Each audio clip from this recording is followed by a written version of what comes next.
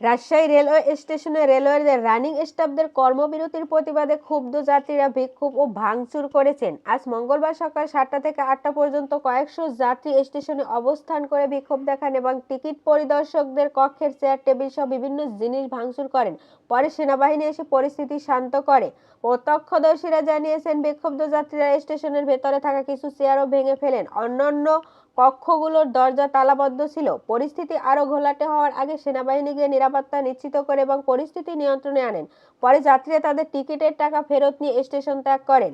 Rajshahi railway স্টেশনের ব্যবস্থাপক ময়েন উদ্দিন জানান, যেসব যাত্রী কাউন্টার থেকে টিকিট কেটেছিলেন তাদের টাকা ফেরত দেওয়া হয়েছে।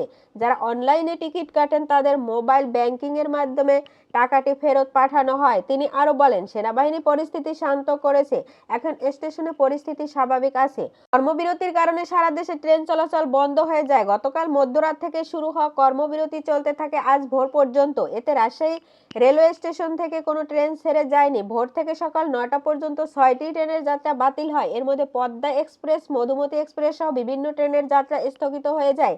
রেলওয়ের রানিং স্টাফদের সংগঠন কেন্দ্রীয় কমিটির নির্দেশে এই কর্মবিরতি শুরু হয়েছে। তাদের দাবি, রানিং অ্যানাউন্স ভাতা সহ পেনশন প্রদান এবং আনুতোষিত সুবিধা দেওয়ার বিষয়ে জটিলতা মেটানো না হলে কর্মসূচি অব্যাহত থাকবে। রাজশাহী রানিং স্টাফ ঐক্য পরিষদের আহ্বায়ক আমিনুল ইসলাম বলেন, আমাদের অধিকার ফিরে না পাওয়া পর্যন্ত কর্মসূচি চলবে। যাত্রীরা জানাচ্ছেন, দীর্ঘ সময় অপেক্ষা করেও ট্রেন না পেয়ে তারা চরম ভোগান্তিতে শিকার হয়েছেন। দর্শনা থেকে আসা নার্গিস বেগম 40 জানান, তিনি স্বামী ও সন্তানদের নিয়ে চিকিৎসার জন্য রাজশাহী এসেছিলেন, কিন্তু ট্রেনের অভাবে তিনি হতাশ হয়ে পড়েছেন। এদিকে যাত্রীদের ভোগান্তি আরও বেড়ে গেছে, কারণ তাদের অনেকে দীর্ঘ সময় ধরে স্টেশনে বসেছিলেন এবং ট্রেনের জন্য অপেক্ষা করেছেন।